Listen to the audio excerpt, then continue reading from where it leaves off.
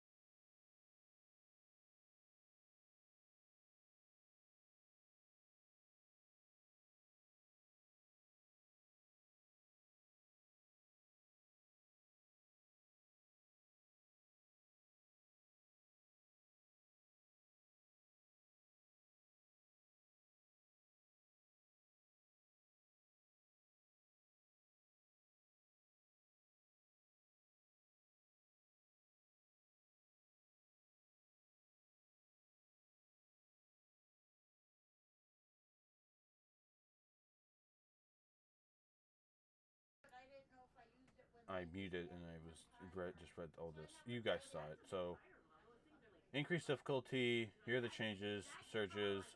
This is probably the best one. These having higher stats. Title screen update. Guardian rank update. Journey tab is now our Triumph tab. So here's all this stuff here. Serials are no longer broken into categories, serials and titles. There are just titles. So when you look for that, you just have to go for titles. Addition to focus information shown at the top level, both Triumphs and titles have been migrated to bespoke subscreens. So if you want to look at Triumphs, that's one screen. You want to look at titles, that's another.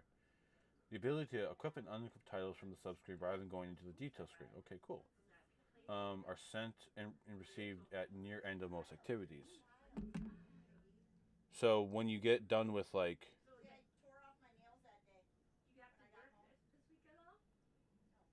when you get like sent accommodation at the end of activity, you'll receive it at the end of the activity.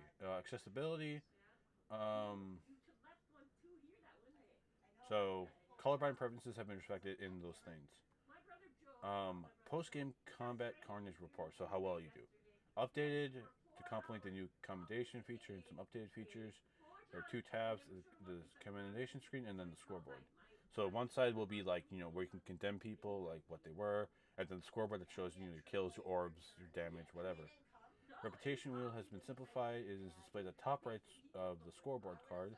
Players can now access the pre-game carnage during the mission and end countdown by pressing the button to open the nav mode. Holding it down will take you to the director. So now, like your score at the mission end, if you want to take a look at it quick, you can just pop it up on your nav by just pressing your. Me, it's the giant white button for Xbox. I don't know what it is. Cannot be opened. Pressing the button to open the nav mode will open the. Okay. Ritual rank tooltips. Update the rank tooltips. So all rank tooltips now include a streak tracker and an added section that shows the player's total reputation ranks. So, like in Gambit, so you'll be able to see your rank, your streak in there. So if it got messed up, there you go. Now, more tracking. You can if you want to check like some Guardian rank objectives. So like if you're trying to do like specific Triumph that would be for your Guardian rank, you can track up to 3 of those. But you can also track up to 6 non-Guardian ranks. Nav mode updates, tracking your objectives, ones that aren't specifically for that. Tracking has been split into multiple sections. Guardian ranks sections specifically show a Guardian's rank objectives. All current trackable non-quest objectives are shown below the seasonal challenges access point. Guardian ranks auto tracking is enabled by default. Tracking seasonal challenges display their challenge type in the tooltips and the tracking screen. Collections. Some access points have been migrated from the legend tabs into the collection tab. So any lore, weapon patterns, medals, stat trackers are all in your collections tab now. Increase the number of visible recently discovered items. So instead of just having those like couple at the top, you now have more. Waypoints, rectangles are out and circles are in. So it should be a little easier. Guardian ranks replace season pass level for Guardians, which is good. Because, Jesus Christ, some of y'all were just so freaking. You just wanted to freaking go crazy. Records, in order to call out which Guardian ranks for season, a blue gradient has been added to the bottom of all seasonal records, including those on the seasonal challenge. Vendors. Ritual weapon vendors in the tower, aka Zavala, Shax, Drifter, Banshee, Saladin, and Safe 14, now have help tooltips describing the core ritual and reputation, as well as explain some less visible features. Quality of life fixes. Character screen. Remove the currency display on the character screen. Clans. Fix an issue where Hothla's icon on the tower map wouldn't consistently pulse when the clan engram was available to claim. Roster. Improve the contrast between player names and background colors on the roster. Fix an issue where the directory screen would refresh to the footer UI when players in the roster change states. Settings. Fix an issue causing the same menus to close when leaving the submenu. Gameplay and investment. Armor damage types have been decrypted. Armor now has an untyped armor energy, and all mods have that use that untyped energy and socket. Armor mobs that were previously based on weapon archetype are now based on weapon damage type. Most armor mods that were based on weapon type have a harmonic version, which is discounted when the weapon's damage type matches your subclass damage type. So now, let's say you are an arc and you want to get over the power and use an arc weapon. The harmonic version is actually discounted now when you use those two things. So, like, if I did harmonic siphon for void weapon and I was using a void subclass, that harmonic siphon would drop over the power. The combat style mod socket has been decrypted and replaced on all armor pieces with an extra socket for mods associated with that armor slot, helmet, gauntlets, etc. The charge of light and elemental mods have been merged into a single style, armor charge. Players using the armor charge system can gain up to 3 stacks of armor charge at a time. Expanded up to 6 when equipping charged up mods. Picking up an overpower grants 1 stack of armor charge. Many mods that previously created elemental wells or granted stacks of charged light directly have been modified and set to spawn orbs of power. Mods that provided ongoing benefits such as Fonta's Wisdom now grant a benefit as long as you have stacks of armor charge. These mods cause armor stacks to decay every 10 seconds. Some redundant mods have been decrypted when their effort would overlap with existing armor mod effects. Some armor mods, such as kickstart mods and most mods triggered by using Finisher, now make use of the armor charge system. Some functionality between elemental wells and their associated mods have been moved into subclass fragments and the new Fire Spite and Void Breach. More mind cells have been decrypted. In the seasonal artifact, unlocking the perk on the seasonal artifact grants that perk directly to the character when it's relevant. You no longer need to socket an armor mod to gain an artifact's perk. Column 2 of the artifacts now unlock multiple discounted mods per node. The maximum of unlocked perks has been reduced to 12. Resetting your selections on the artifact is free. Remove the 1-second button hold on the artifact perk. A single button brush is now all that you need. Artifice armor had an added bonus that allows you to throw +3 of any kind of thing. So if you want +3 grenade, there you go. If you have artifact armor, you can do it. Adjust the amount of damage reduction provided by the resilience stats in PvE, so it's down to 30%. So it's basically if you have 9. Now, the progression of its damage reduction across tiers has been smooth to give more relative value to lower tiers of resilience. The armor mods granting resilience have had their energy mod cost increased to 4, and then 2 for 4 for 10 and 2 for 5. So if we're trying to try really spec into resilience, like I had to, it's not going to cost you 4. Iron Lord's Pride perk has been at all Iron Banner armor sets from Season 8 to the present. Some exotic changes. Here we go. This is kind of the thing we're looking at here. I already see something. Kefri Sting. True Sight is now granted when damaging an enemy with a smoke bomb. Additionally, when you have an undetonated smoke bomb on the battlefield and have not been made invisible by a smoke bomb, you gain significantly increased melee and okay. So if you throw your smoke bomb and it doesn't detonate and you haven't been invisible by it, you gain increased melee regeneration. Heart of Innermost Light. Reduce the duration of the empowered ability buffs in PvE to 5 seconds, down from 10. Reduce the class ability regeneration when empowered to 25% in both PvE and PvP, down from 150 and 38. So, when you get that empowerment, by like using one of your abilities, it's to 25% of your class. Okay. This change is to decrease how easily it is to maintain a times 2 empowerment in PvE, as well as reduce the total amount of bonus ability energy provided. The goal of Heart of Innermost Light is to remain strong in an ability of focused builds.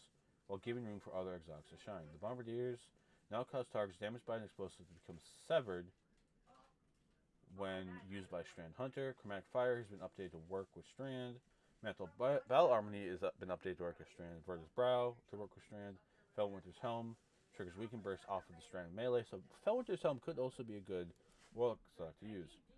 Claws of Dire of Ahamkara will not provide an additional melee charge, so you can't get 4 of those. Armor that supports coloration and appearance change based on your current selected has been updated to support Strand. This will include the Solstice armor sets, the Antaeus wards, and backup plans.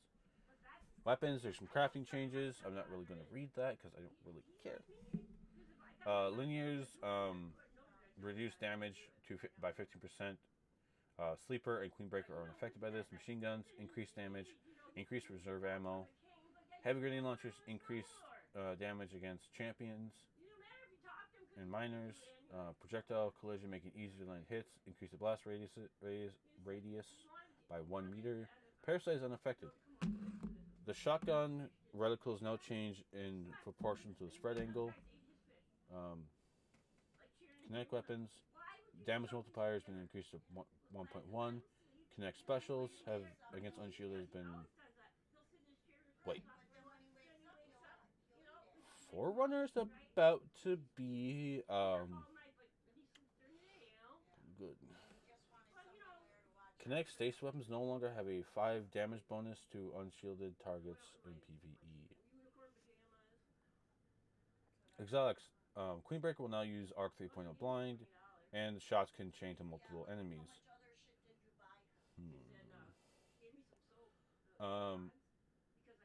The Slam attack will now suppress enemies. Leviathan's Breath, apply Volatile on the perfect draw impact.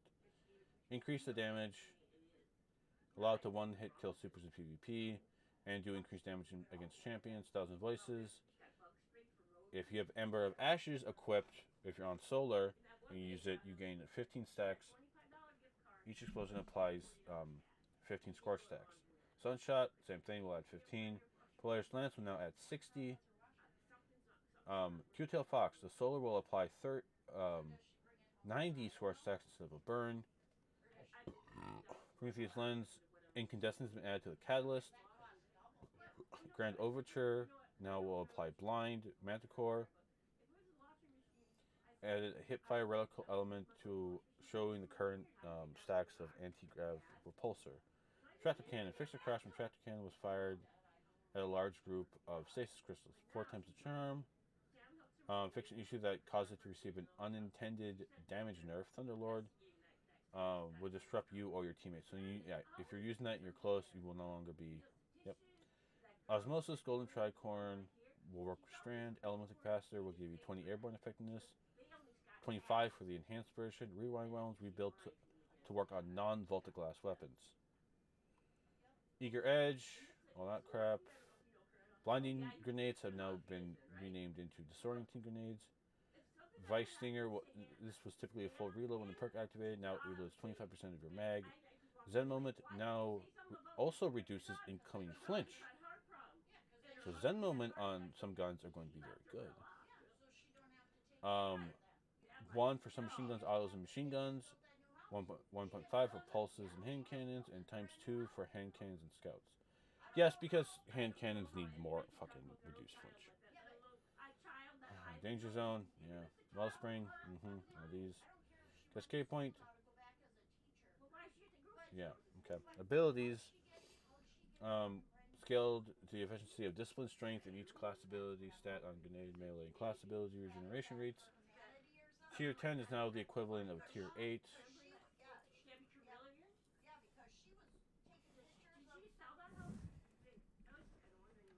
Each increase in tier will provide more consistent benefits.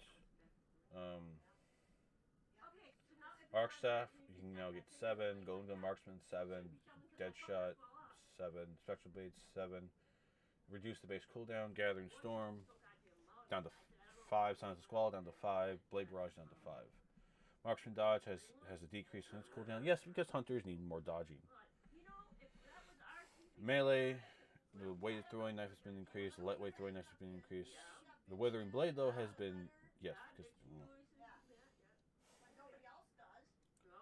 PvE damage for Fist of Havoc has been increased, and so is the orbs you get. Glacial Quake has been increased, and the cooldown for Hammer of Soul has been reduced. Burning Maul, increased.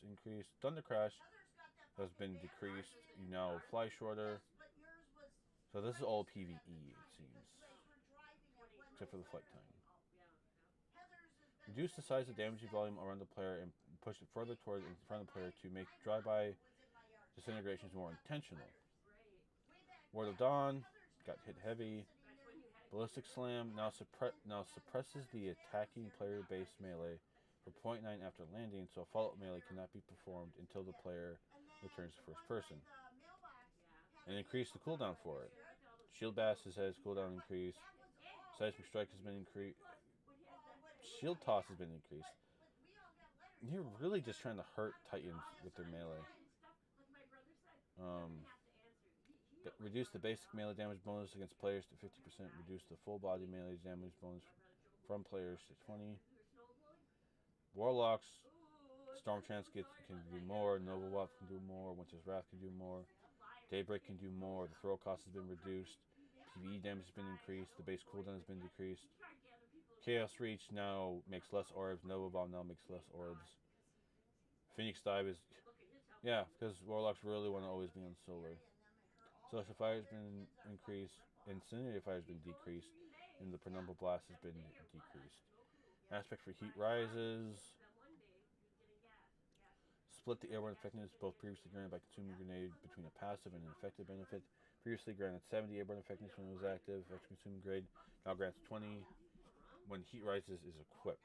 An additional 50 airborne effectiveness while Heat rises is active.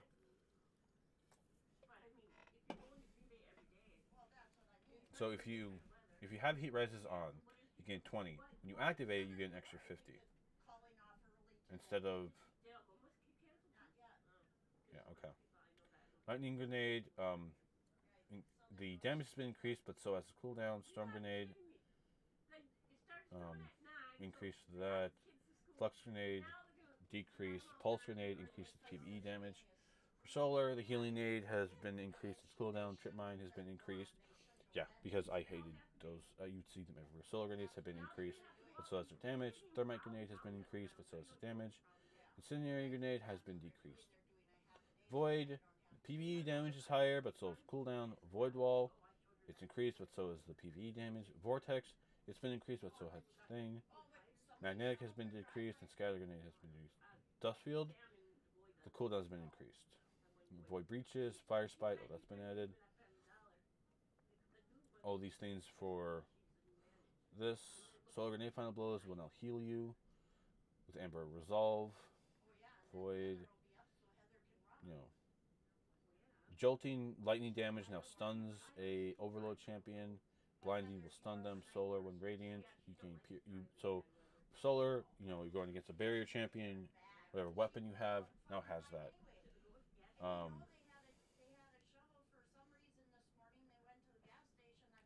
Weapons that have an existing anti-champion behavior from the artifact mod, intrinsic champion ability, or the ability to apply other subclass keywords to stun champions will not be granted this if you become radiant. Ignitions can be used to stop unstoppables. Volatiles, volatile rounds will pierce champion mods and stun them. Same thing as here. Suppression will stun them. Stasis will stun an Overload, and Shatter will stop them. So if you used like Exile's Curse, you can stop it unstop by doing the second shot.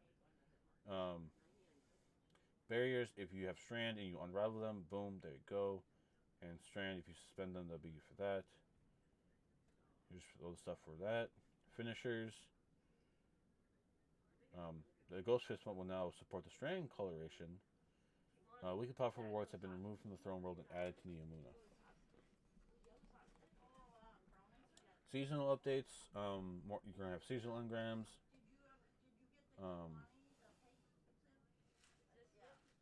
You'll get those from completing the seasonal engram and or seasonal key upon completing an engram. These are known as Defiant engrams and Defiant keys for Season of Defiance. Place versions of the seasonal battlegrounds have one chest at the end of the competitive. If you do not have a seasonal key when you open the chest, you'll receive weapon and armor. If you do, you'll be consumed and you'll get a seasonal deep sight weapon that you've not completed or high stat armor and a seasonal engram. So if you have one, you get a seasonal engram. You'll get a seasonal weapon with deep sight if you have not completed it, and or you'll get high stat armor to make sure you open the chest at the end of the activity. Whirlpool weapons and armor no longer drop at the end of the player's version for seasonal activities. Direct launch versions of seasonal battlegrounds will not have chests, instead award whirlpool weapons and armor. So you have to go to the playlist to get these things. If you go to those seasonal things, you'll just get whirlpool weapons and armor. PC stuff, general collision, ghost protection change based on your Mandarin things, and Ikora's German has been recast. So that's basically it. So I'm going to end the video. I hope that was some decent patch notes. I'm interested to see what we get tomorrow. See ya.